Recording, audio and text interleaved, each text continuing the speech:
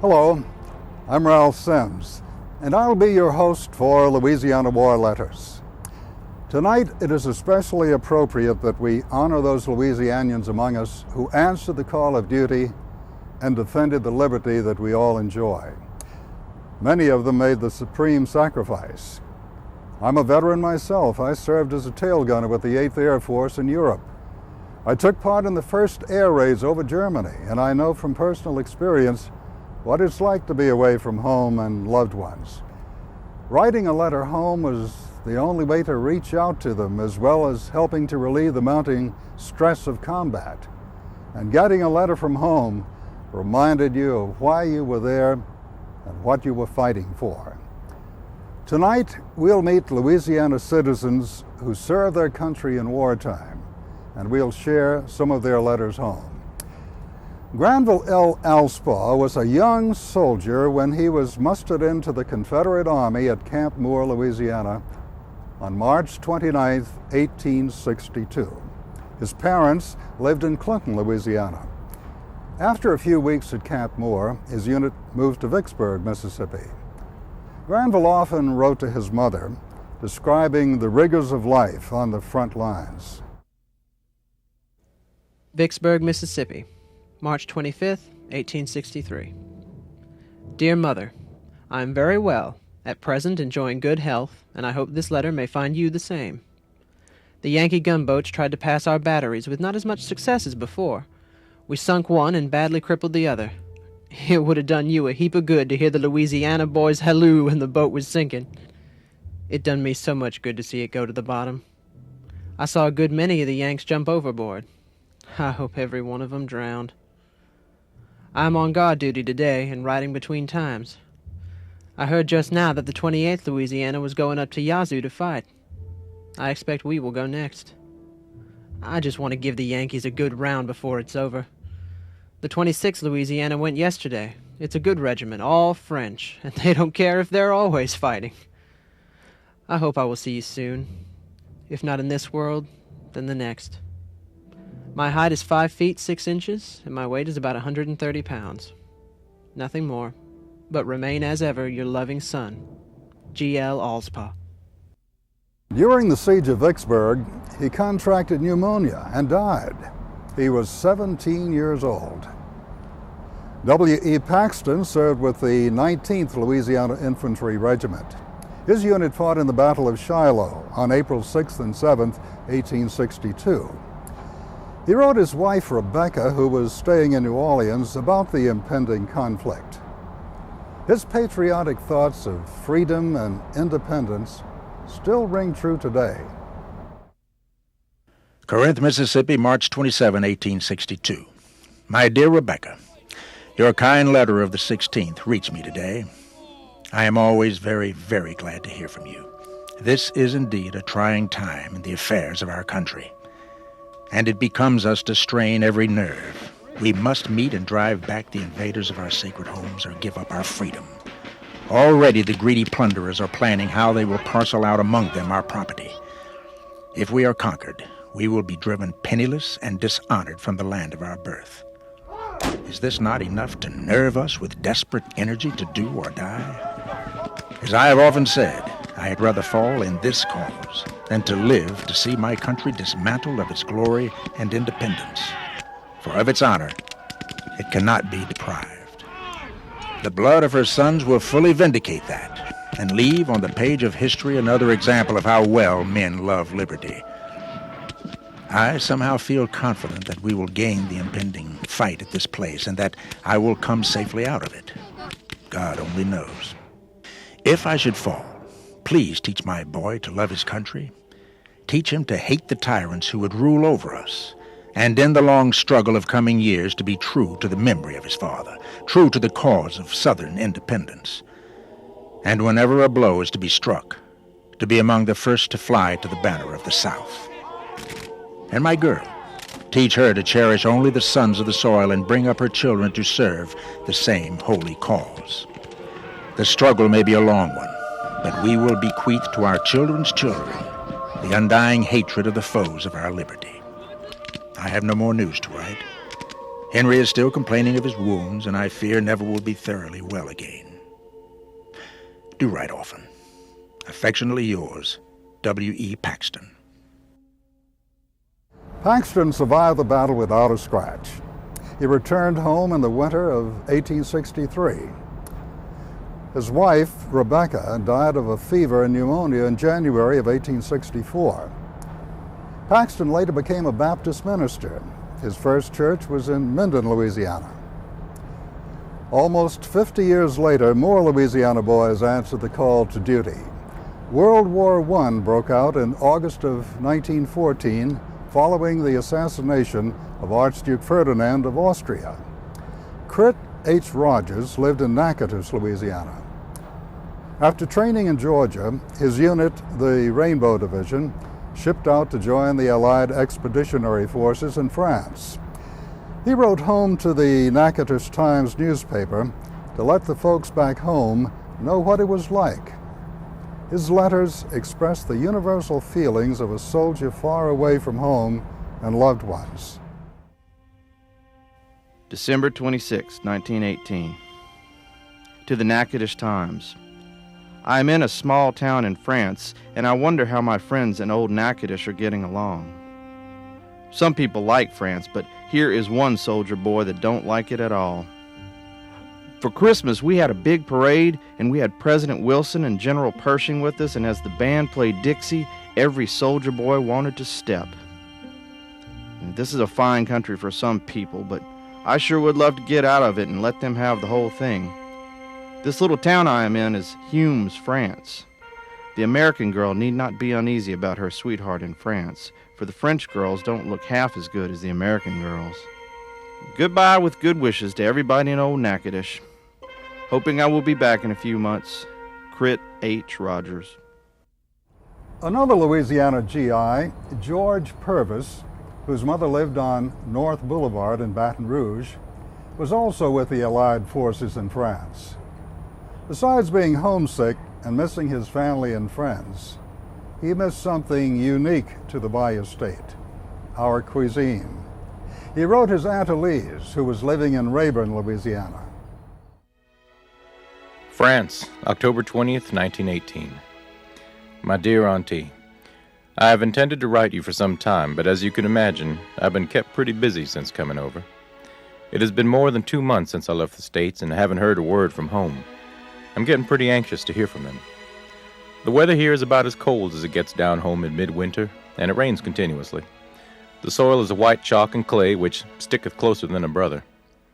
It doesn't look as if it would grow anything much, but I've seen several winter gardens and wheat fields that look pretty good. However, I wouldn't give 40 acres in Richland Parish for all of it. Our division is railway artillery, traveling guns mounted on armored railroad cars. The French soldiers are queer birds, but good fellows, and get along with the Americans fine. Their principal rations are bread and wine, which is very sour, and they drink it with each meal like we drink coffee. Suppose you folks are keeping up with the peace negotiations. We discuss this, of course. No one is more serious to have it over with than we fellows over here, but we want the right kind of peace. We want to lick Germany once and for all and not compromise with them. Tell Sam to think of me when the quail get ripe. Would certainly like to be there to shoot a few. I'm going to do that, too, as soon as I'm through hunting Germans. Guess it is getting almost time to tap old Jim Narrowface between the eyes and let the spare ribs and backbone flow. To say nothing of the homemade sausage. You know, I would just like to bury my face in a piece of good old backbone and get greasy from ear to ear. My love to each of you. Write me when you can, for a letter is an event in a fellow's life over here. Your nephew, George Purvis. In 1942, after the Japanese attack on Pearl Harbor, Annelle Bulechek of Lake Charles learned of a new organization, the Women's Airforce Service Pilots. A group started to help ease the pilot shortage during the early years of the war. She applied and was accepted. She flew over the Gulf of Mexico searching for enemy submarines, towed aerial gunnery targets, and survived a crash after losing an engine near Sweetwater, Texas. In her own words, this is her story.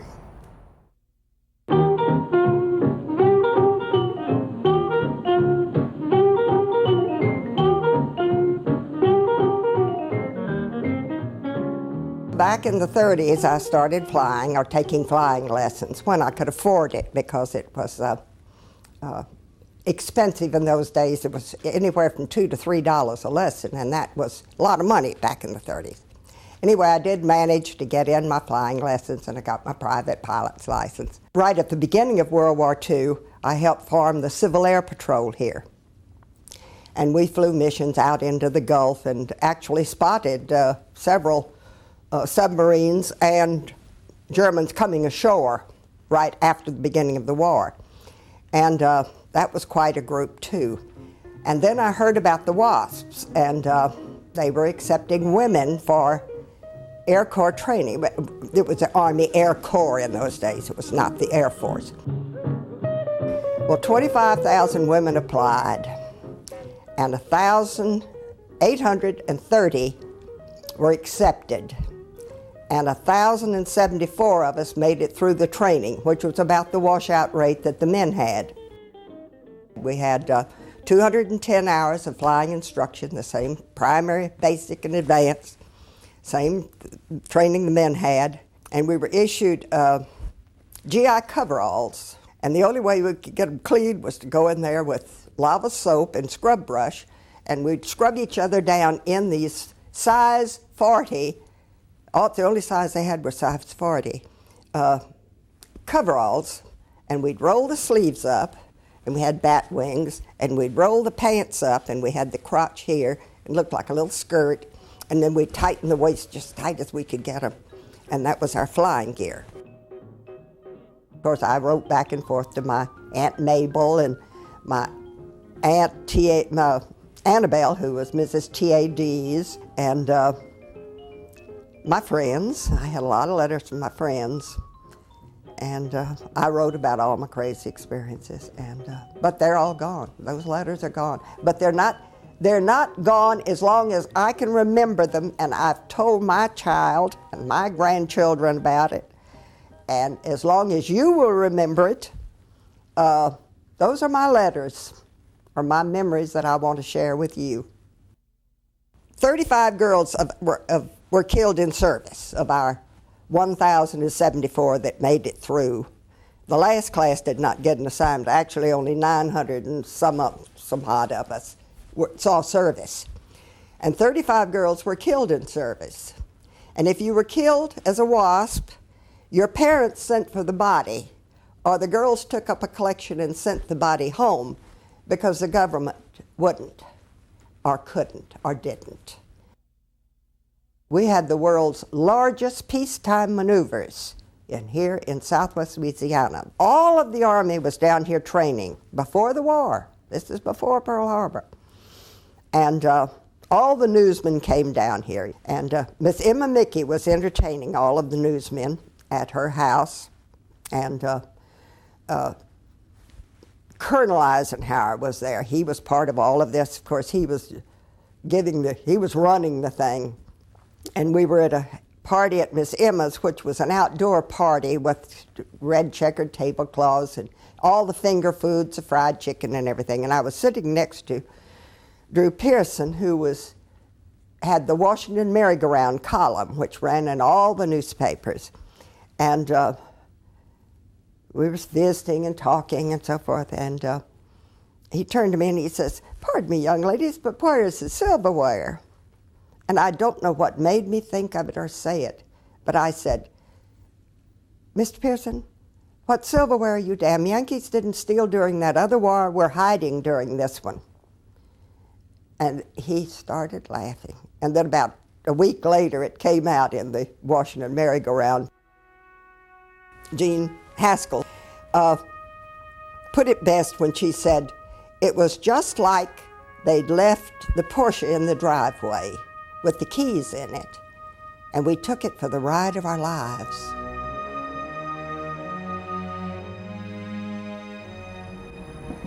On June 6, 1944, the D-Day invasion of Normandy began in the early morning hours.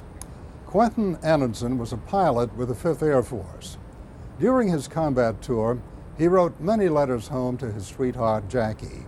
She often wrote him, sometimes twice a day. In the surreal frenzy of aerial combat, The letters were his lifeline to reality. Her letters would come in to me, and they were always bright and cheerful. She had that way about her. It's her basic personality and still is. But those letters were almost my lifeline to reality. They would come in sometimes 20 at a time, and then I wouldn't get any for maybe 30 days. But she wrote every day, sometimes twice a day. And they were always bouncy and encouraging. Of course, she didn't know what I was going through because I couldn't write it back to her. I couldn't tell her what it was like, and I wouldn't have told her what it was like because it's the sort of thing that you don't write. Suddenly, as we were approaching the town of Veer, several 20-millimeter explosive shells hit my plane, all about the same time. The German flak came from the guns scattered throughout the wrecked buildings. I had fire in the cockpit, and the entire rear of the plane was a mass of flames. The squadron commander later described my plane as looking like a comet. I tried to bail out, but my canopy was jammed from a flak hit. I could only get the canopy back about 6 inches. I wasn't going to let myself burn to death, so I put the plane into a steep dive so I could crash into the ground as fast as possible. Doing that probably saved my life because the flames were sucked out through the opening in the canopy and the fire in the cockpit died out. I consider it a miracle that the plane didn't explode and burn when the landing gear collapsed. It was also a miracle that my skull wasn't crushed when I hit the gun sight. The gun sight had been twisted off its mounting by the force of the impact. I ended up with a major concussion, and my ankles were blistered from the fire in the cockpit. I wrote a farewell letter. This was in late June of 1944, and I had only been in combat for about 6 weeks, but it was apparent that already the law of averages was coming up on me. I wrote it after one of my close friends bailed out after he had been hit by flak. He bailed out on our side of the lines, and his parachute didn't open, and we watched him fall 8,000 feet.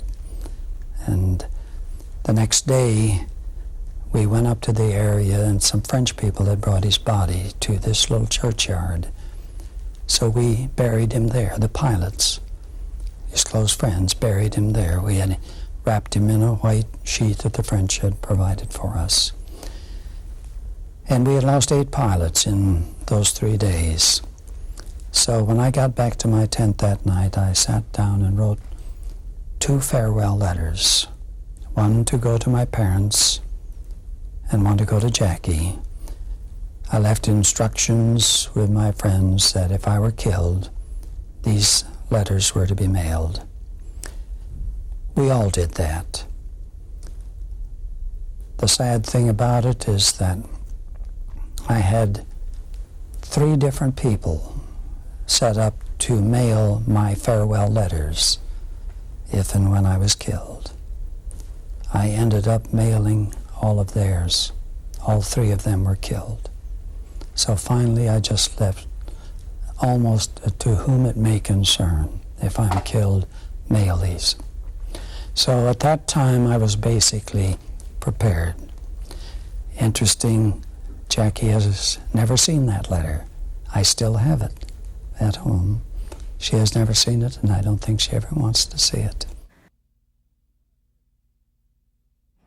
On July 1st, 1950, following the invasion of South Korea by the North, the first U.S. troops, the 24th Infantry Division, landed in South Korea. The war lasted until July of 1953, and U.S. forces suffered over 130,000 casualties. John Roe of Shreveport joined the Marines, and by 1951, he was in Korea near the 38th parallel. He wrote often to his family. 2 days till Easter, 1952. Mom, Dad, and all. Haven't had much time to write lately, but received a letter from home. Also one from dear sister Margie, so I'm writing by a fire on the reverse slope of our hill for tonight. Word came down from regiment tonight that we're to stand fast as we are way ahead of schedule, about 6 miles from that 38th parallel. No need to worry about dear John getting hurt, as we will be relieved tomorrow or the next day. Also, we haven't been hitting anything at all. The North Koreans have been moving out a few steps ahead of us. From the looks of it, they didn't like the Marines as well as the Army. One North Korean lieutenant told the interpreter he didn't like the guys with the leggings. They didn't fight from the roads. They crawled up the hills behind their pillboxes. Boy, they really have some holes dug up in these hills. We only found some sick ones that they left behind. Usually scare them out with a few bursts of BAR. That's me. Haven't had any casualties in the regiment this whole operation. Only one sprained ankle in our company. Had a little snow the other day to start off spring. It's all gone now. Still kind of chilly at night, but really never had it so good over here. Usually get a chance to set up a shelter half before sack time. Guess the division will be pulled out by the time this letter gets home. I'm praying for people at home, as you are in more danger almost than I am crawling around these hills. Our supply lines have about given out as we reach the end of the roads. They do get a few jeeps through, but most is carried up on the backs of civilians from a few miles in the rear.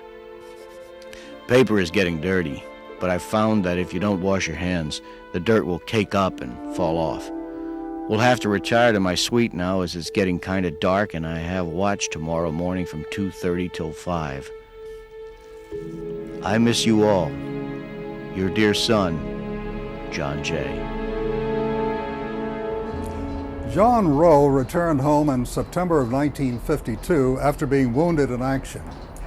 In 1968, the war in Vietnam had been going on for over 5 years. America was divided over the war in ways we had never seen before. Many felt we should not be in Vietnam, that it was an unnecessary war fought to prop up a corrupt regime. To the GIs who did the fighting, all that was irrelevant, and what mattered to them was doing the job and going home to loved ones. Edward House was drafted into the 1st Infantry Division in September of 1965. By October of 1966, he was in country, stationed near Phu Loc. He wrote home often, telling of the pressure that combat with an elusive guerrilla enemy put on the young GIs. Friday, 17 February, 1967. Dear Pat, I hope this letter finds you in good health. Part of my unit left for the field today. We're supposed to rotate, so I imagine I'll be there in a week or so. One of the mechanics in the next hooch flipped his lid the other day. He fired his weapon several times and threatened to shoot the captain. Before that, he went down to the strip and tried to fly a Huey helicopter. He's over at the Long Bin Hospital. We were told they were going to evacuate him back to the States. He's a damn nice guy, too. We get shot at almost every night, and it rains almost every day. I guess it's pretty tough to keep it together. Many of our guys have been wounded, and a fellow I met from near home was killed by friendly fire. There was a firefight, and some Marines threw hand grenades into the bush, and he was hit. I hope my luck holds out. Only 112 days left. Well, that's about it. You take care and tell everyone I said hello. Tell them to write more. A letter from home is everything over here. God bless you and all the family. Love, Ed. Today, in light of recent events, the need to acknowledge and honor the sacrifices of America's servicemen and women is greater than ever. While we do not seek armed conflict and abhor the suffering that war brings to those involved, especially the non-combatants, we understand all too well that liberty and freedom must be defended. Americans will always answer the call. We'd like for you to send us your war letters, and we will place them on our website, www.lpb.org/warletters, so that others may learn from these wartime experiences. Please mail copies of your letters to the address shown on your screen. Thank you for watching, and may God bless America. Let every nation know, whether it wishes us well or ill, that we shall pay any price, bear any burden, meet any hardship, support any friend, oppose any foe to assure the survival and the success of liberty. For your donation of $30, you can receive a VHS video of this program. Call the 1-800 number listed below, or send your donation to the address shown on your screen. Please allow 4 weeks for delivery.